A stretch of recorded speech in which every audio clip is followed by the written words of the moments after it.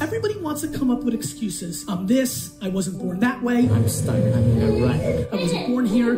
This. You can't be lost in life when you're this young. I'm a female, I'm an immigrant, I'm a minority, I'm transgender. Excuses. Reality, the problem is, nobody cares. Your lack of patience is killing you, slowing you down on everybody else. Your need of things is killing you. You need a fucking watch, you need a fucking whip. You need to be happy, because happiness drives everything. You're not lost in life, you're just early in the process. Everybody's trying to prove something so early. You can wrap your head around not giving a fuck about any advancement till you're 29. Please, whatever it takes, call your grandmother, go to your great-grandfather's burial spot, go back to the old country, go to a shelter, do something that recalibrates your perspective on what is actually going on here. Every person in here fucking won the lotto. You won. Way too many people have made decisions without ever trying. Everybody's judging themselves way too early. You can literally do 4 different things over the next 2 years, 6 months at a time to figure out everything that you think you might like, you should try to do. Doing something around passion is very similar to love. You're blinded because you like it. It's not rational. The number one reason I push patience, man, patience. Everybody's looking up to audit themselves where they are now is because patience will give you the air cover to take risks. Time is your asset. What I would do is gather as many experiences as possible. The one thing a 20-year-old has over me is 20 years. Get the fuck out of the machine for a second and think about what you're doing here.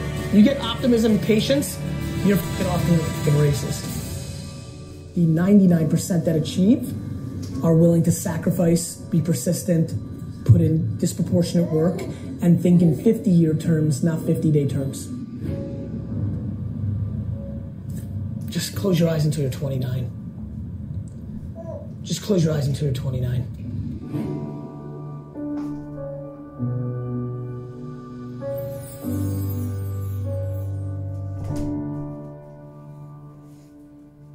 Because when you see regret in a man's eyes, it's fucking painful. Because you can't do shit about it. When you're 90 and you're not mobile and you're tired and it's over, you can't do it. You can't build that company you wanted. You can't spend that time with your kid. It's regret. And it fucking drives the shit out of me.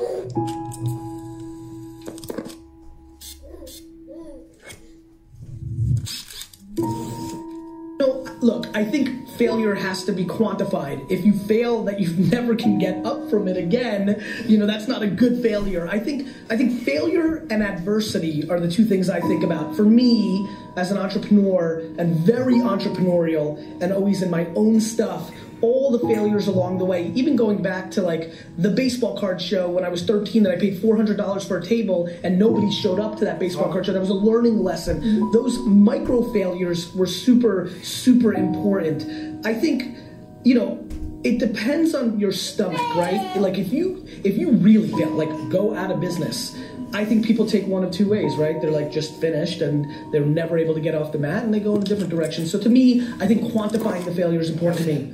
They gotta change, you gotta evolve. Like Madonna did it right. She reinvented herself 14 times. That's why she had a long career. Like you gotta reinvent yourself. So let's talk about sports. When you're the best athlete and you're like the guy and you're like one of the top 15 players, Draymond Green, he's my buddy. Draymond really worked on his game every offseason.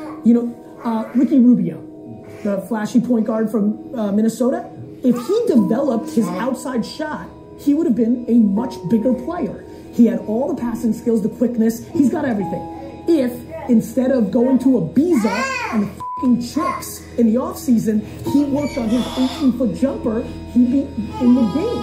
If you have ambition, your actions have to match that. And too many people are just like not putting in the work. Their mouth is way ahead of their fucking, actions. Like, really? You're going to be the greatest NBA player of all time? Why? Because you think you got a little handle on the weekends? You need to shoot 15,000 free throws before school every day. What did you do from Friday 5 p.m.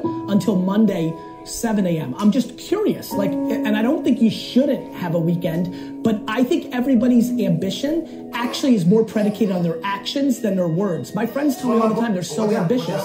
And I'm like, if that's true, then you punt leisure and you punt concerts at Jones Beach.